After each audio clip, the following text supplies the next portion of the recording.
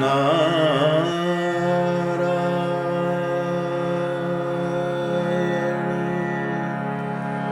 સ્વામી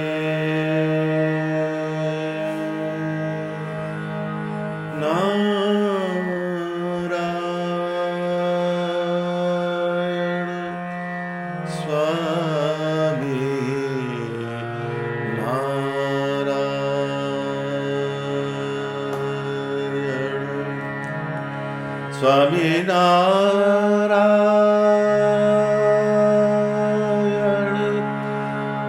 સ્વામિનારાયણ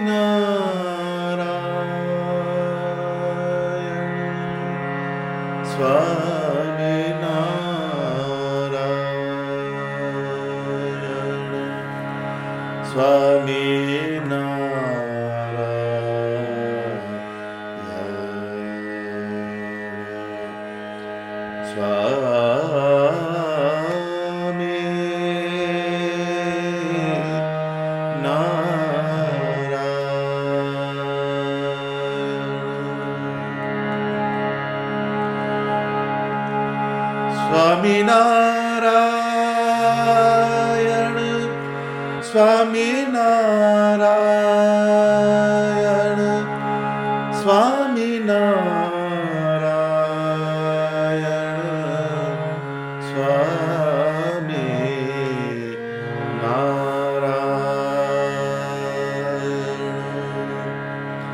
સ્વામિનારાયણ સ્વામિનારાયણ સ્વામિનારાયણ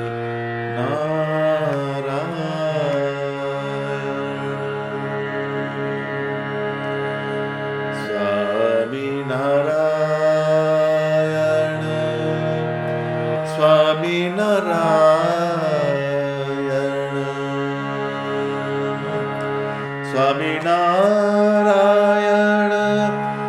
સ્વામિનારાયણ સ્વામિનારાયણ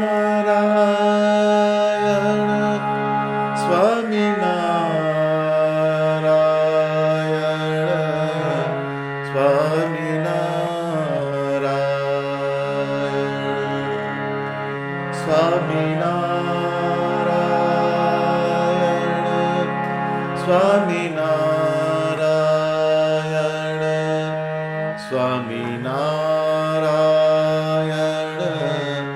સ્વામિનારાયણ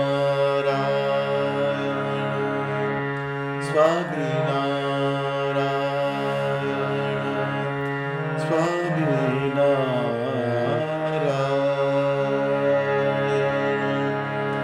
સહજાનંદ સ્વામી મહારાજની જય. સૌ હરિભક્તોને મારા જય સ્વામિનારાયણ. વિવેક ચિંતામણી લંપટ કો અંગ ભાગ 6 તારીખ 10/1/2024.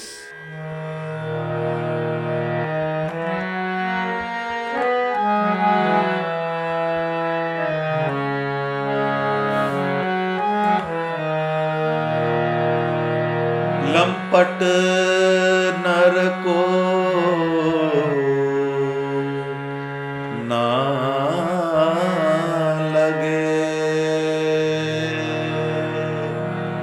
लंपट नर को ना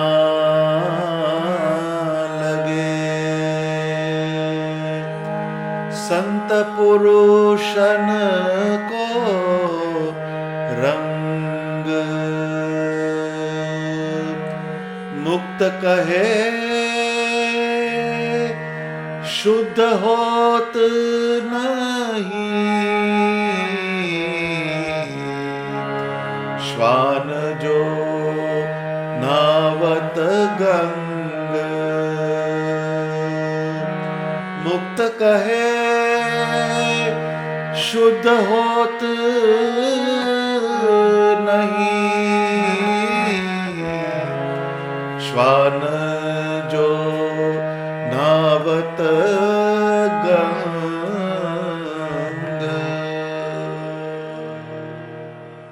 માણસમાં લંપટતા દાખલ થાય એટલે એ કલ્યાણના માર્ગમાં કેટલી બધી અવરોધક બને છે એની સ્વામી અહીંયા સમજ આપે છે. લંપટ નરકો ના લગે, સંત પુરુષન કો રંગ, મુક્ત કહે શુદ્ધ હોત નહીં, શ્વાન જો નાવત ગંગ.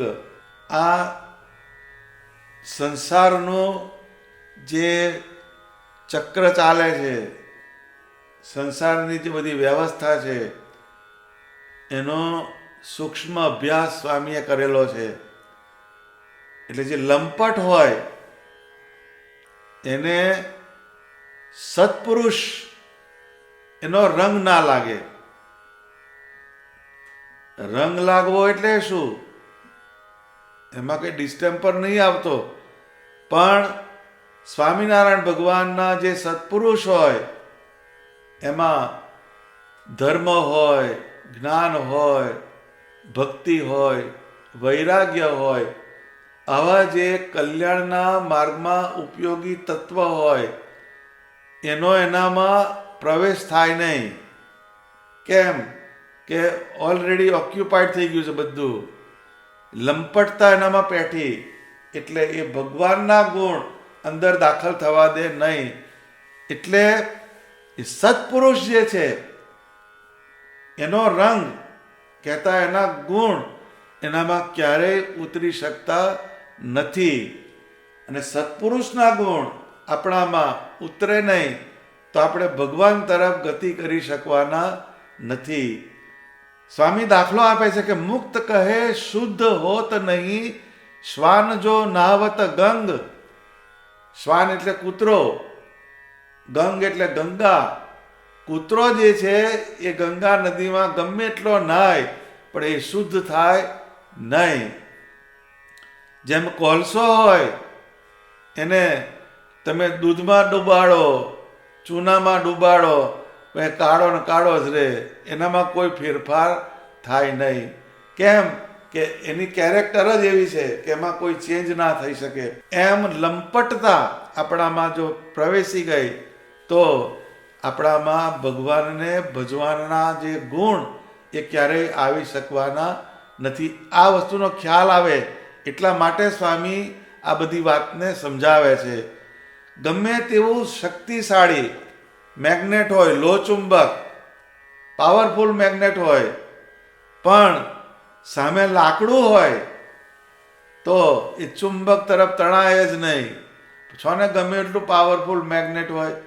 એમ સત્પુરુષ ગમે એવા સમર્થ હોય પરંતુ આપણા જીવની અંદર પાત્રતા ના હોય, લંપટતા પેઠી હોય તો એમના સત ઉપદેશનો આપણને યોગ થવાનો નથી, એનો રંગ આપણને લાગવાનો નથી. એટલે અમે લોખંડ હોય તો મેગ્નેટ તરત ખેંચાઈ જાય. એમ જેનામાં સારા ગુણ હોય, સત્વગુણ પ્રધાનપણે ક્રિયા કરતો હોય, એવો જે હોય એ વ્યક્તિ પરમાત્માના માર્ગે આગળ ચાલે. સત્પુરુષની કોઈ વાત એના અંતઃકરણમાં ફિટ નથી થતી, કારણ કે એનામાં લંપટતા ઘર કરી ગઈ છે. લંપટતા એટલે શું? તો કે લોભ. લોભ અંદર આવ્યો એટલે ક્યારેય એ ભગવાન તરફ એના ધનની પ્રવૃત્તિ થાય જ નહીં, એનું ધન ભગવાન તરફ ના જાય, લોભ પેઠો એનામાં. પછી લાલચ, જુદા જુદા પદાર્થની લાલચ પેઠી, એટલે એ લાલચમાં ને લાલચમાં એનો સમય, એનું ચિંતન, એની બુદ્ધિ એ લાલચમાં ગઈ. લાલચ બુરી બલા એમ કે છે. એ લાલચ આવી એ તમને ભગવાન તરફ જવા દેવાની નથી. જેમ એક સુભાષિતમાં એક વાત લખી કે એક ઊંટ હતું અને એક શિયાળ હતું, એ બેને ભાઈબંધી, એટલે કાયમ જોડે ને જોડે ચાલે. પછી જે શિયાળ હતી એને અંદરથી એમ ઊંટનો હોઠ બહુ જાડો હોય ને મોટો હોય, શિયાળને એવું કે આ ઊંટનો હોઠ પડે અને હું ખાઉં તો તાજી માજી થઉં, એને એ આશાએ, એને એ લાલચમાં એ શિયાળ ચાલ્યા કરે. પછી એનો કોઈ મેળ પડ્યો નહીં એટલે દુબળી પડી ગઈ શિયાળ. એટલે કોકે પૂછ્યું કે આ તું દુબળી કેમ થઈ ગઈ? તો કહે છે કે આ ઊંટ જે છે એનો હોઠ પડે અને હું ખાઉં, અરે કે ગાડી એનો હોઠ પડતો હશે કોઈ દિવસ? એ કોઈ દાડો મેળ ના પડે. એમ આપણે લાલચમાં ને લાલચમાં બધા ઊંટિયાનો હોઠ જ સાચવીને બેઠા છે. એ પડે ને હું ખાઉં, પડે ને હું ખાઉં, એ પડવાનો નથી અને તમને ખાવાનો ભાગ આવવાનો નથી. એ લાલચ છે.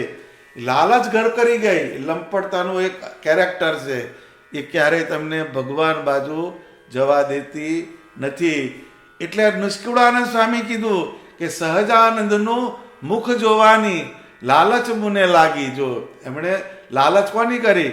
કે સ્વામિનારાયણ ભગવાનનું મુખારવિંદ એનું જે દર્શન થાય એની મને લાલચ લાગી.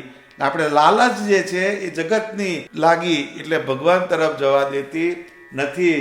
પછી લબાડ વિદ્યા, લબાડીપણું ઠેલે રાખે બધું. આજે તમે કામ આપ્યું હોય થશે આવે, જોયું જશે, એમ ભગવાનનું ભજન, ભગવાનની કથા વાર્તા, સમયા ઉત્સવ એમાં જવાનું હોય તો માણસ ઠેલે જ રાખે, ઠેલે જ રાખે. એ લબાડ વિદ્યા પેઠી, એ ભગવાન તરફ જઈ શકે નહીં.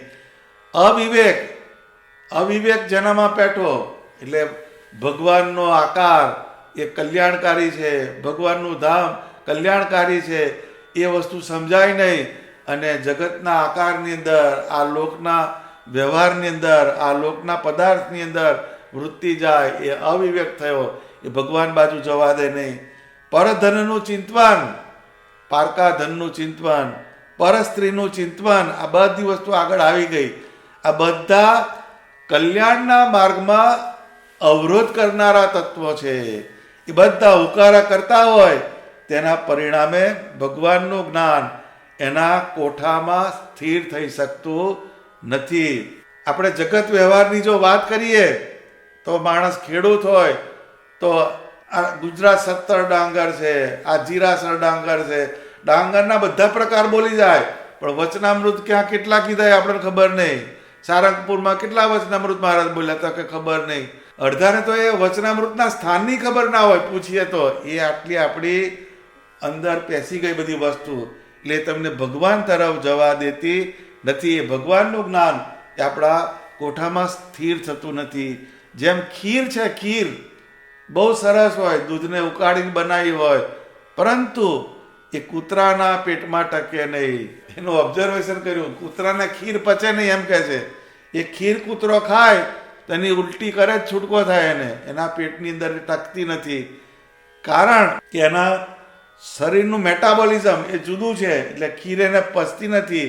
એમ કૂતરા જેવા જીવ હોય, એના જીવમાં ભગવાનનું જ્ઞાન, ભગવાનનું ભજન, ભગવાનનું ધ્યાન એ ટકતું નથી. જેમ દાખલો આલ્યો ને કે શ્વાન જો નાવત ગંગ, ગંગા નદી એનું જળ તો સુંદર, એ પવિત્ર છે જળ, ગમે એને પવિત્ર કરે એવું જળ છે, પણ કૂતરો અંદર ગમે એટલો નાય તો પણ એ અંદર પવિત્ર થઈ શકતો નથી. એટલે એ સત્પુરુષનું જ્ઞાન, એમનો ઉપદેશ એને અડતો નથી. કોને? જે લંપટ હોય એને આ વસ્તુ અંદર પેસતું જ નથી. કારણ કે એનામાં લંપટતા જે પેઠી એને ભગવાન તરફ જવા દેતી નથી. એટલે નિષ્કુળાનંદ સ્વામીએ કીધું, કોઠા બોરા ખાધી આંબલી, વળી ખાવા કરે કોઈ ખાત, ભોજન તેને સિદ્ધ ભાવશે, જેણે અંબાઈ ગયા છે દાત. એટલે આ જીવ જે છે એને કોઠા બોરા આંબલી એ ખાધી ને એનાથી દાંત અંબાઈ ગયા. હવે જે દાંતથી ભાખરી ચાવવાની હોય, રોટલી ચાવવાની હોય, લાડવા ચાવવાના હોય, એના બદલે કોઠા ખાધા, બોર ખાધા, આંબલી ખાધી, એનાથી પેટ ના ભરાય. એ ખાટું ખાટું ખાય ખરો, પણ એ બધું ભરાઈ ગયું, એનાથી હાઉસફુલ થઈ ગયું. હવે એમ કે અંદર બીજું જાય તારે છે ને, એટલે જાય છે ને કારણે કે ચવાય એવું નથી. જેમ કોઠા ને બોરા ને આંબલી ખાઈ જોજો એટલે ખ્યાલ આવશે. 10-12 ચાઈ જવાના. પછી રાધેલો ભાત એનાથી ચવાતો નથી. એ રાધેલા ભાતની જગ્યાએ સ્વામિનારાયણ ભગવાનનું ભજન, એમનું સ્મરણ, એમનું ચિંતવન. એ કોઠા ને બોરા ખાધા આપણે એટલે પેલી બધી જતું નથી. એ કોઠા બોરા શું વ્યવહાર કર્યો, ધંધો કર્યો, ખેતી કરી, આ દેહની અંદર આસક્તિ થઈ, કુટુંબની અંદર આસક્તિ થઈ, બધા કોઠા છે, બોરા છે, આંબલી, બધાના દાંત એમથી જ ખાટા થઈ ગયા છે ને ત્યારે. એટલે જ ભગવાન બાજુ ક્યાં જાય છે કોઈ? બહુ ઓછા જાય તોય. અત્યારે ધનુર્માસ આવ્યો ત્યારે બધા ઉપર છે. ધનુર્માસમાં બધાની ભક્તિ જુવાન થઈ જાય, પછી ઢીલી ઢસ થઈ જશે. એ 12 માસ જે ભગવાનનું અનુસંધાન રહેવું જોઈએ એ રહેતું નથી. ધનુર્માસમાં આપણે ભજન કરીએ એ તો બહુ સારી વાત છે, એ ખોટી વાત નથી, એની નિંદાની વાત નથી. પરંતુ જેમ ધનુર્માસમાં આપણે ઉઠીને ભગવાનનું ભજન કરીએ છીએ એમ આપણા જીવનમાં કાયમ ધનુર્માસ રહેવો જોઈએ. નહીં તો પેલી લંપટતા જે છે એ પ્રવેશ કરી જાય. એટલે જગત સંબંધી પંચ વિષય, લોભ, પરધન, પરસ્ત્રીનું ચિંતન અંતઃકરણમાં પેસી ગયું. એટલે એનાથી દાંત ખાટા થઈ ગયા, દાંત અંબાઈ ગયા. પછી એને ભજન, સ્મરણ, માનસી પૂજા, ધ્યાન, આ કોઈ વસ્તુ પેસવાની નથી. કેમ કે પહેલાં પેલી ખોટી વસ્તુ અંદર દાખલ થઈ. સ્વામી બહુ જ તર્કયુક્ત, બુદ્ધિએ યુક્ત દાખલો આપે છે. મુક્ત કહે શુદ્ધ હોત નહીં, શ્વાન જો નાવત ગંગ. કૂતરો ગંગામાં સ્નાન કરે તો પણ શુદ્ધ થઈ શકતો નથી. એને અડીને તમારે નાહવું જ પડે. જો સારા હરિભગત હોય, ચુસ્ત હરિભગત હોય, એ કૂતરાને અડે એટલે નહીં નાખે. કેમ? તો કે કૂતરો જે છે એ જ્યાં ત્યાં ફરતો હોય, એ કૂતરો રખડતો જ હોય અને મલિન જગ્યાઓમાં પણ ફરે. ને કોઈ એવી જગ્યામાં મળ પડ્યો હોય ત્યાં પણ કૂતરો મોઢું મારી આવે ને પછી પાછો રોટલો ખાવા પણ જાય. મળ ઉપર મોઢું મારે અને રોટલો ખાવા પણ એ જતો રહે. એમ કૂતરા જેવી લંપટતા આપણામાં આવી તો આપણું અંતઃકરણ ભ્રષ્ટ કરે, અશુદ્ધ કરે. એટલે મળ કહેતા જગત વ્યવહાર એ પણ એના પર મોઢું મારી આવે, અને રોટલો કહેતા ભગવાન સંબંધી ક્રિયા એમાંય તૈયાર ને પેલી બાજુ તૈયાર. એટલે આ જે બે વાસ્તવિકતા છે, તો જેમ કૂતરો ગંગામાં નાય તો પણ એ શુદ્ધ થઈ શકતો નથી, એને અડીને નાહવું જ પડે. કેમ કે અંદર બધું મલિન પડેલું છે, એનું આચરણ મલિન છે, એનું બધી વસ્તુ મલિન છે. એમ કૂતરા જેવી મલિનતા, એ લંપટતા આપણામાં પેઠી તો એ બધી રીતે આપણું મન અશુદ્ધ કરે, બુદ્ધિને અશુદ્ધ કરે, ચિત્તને અશુદ્ધ કરે.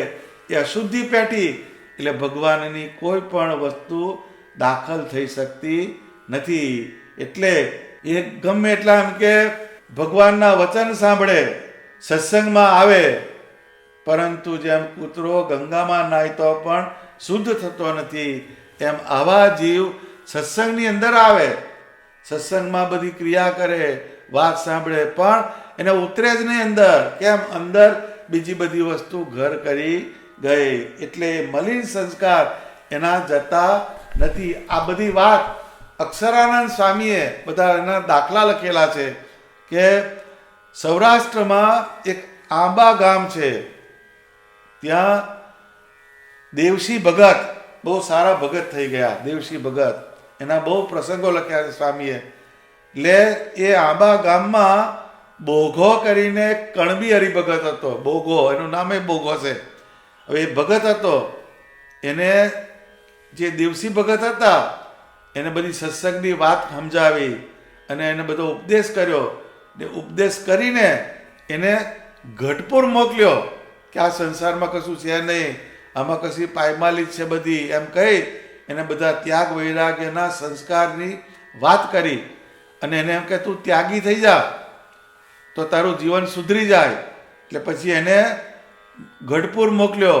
તે રાતનો ચાલ્યો, તે સવારમાં ગઢપુર પહોંચ્યો. રાતે ચાલ્યો એને, સવારમાં ગઢપુર પહોંચ્યો અને મંદિરમાં ઉતારો કરી ને વાડીએ નાહવા જતો હતો.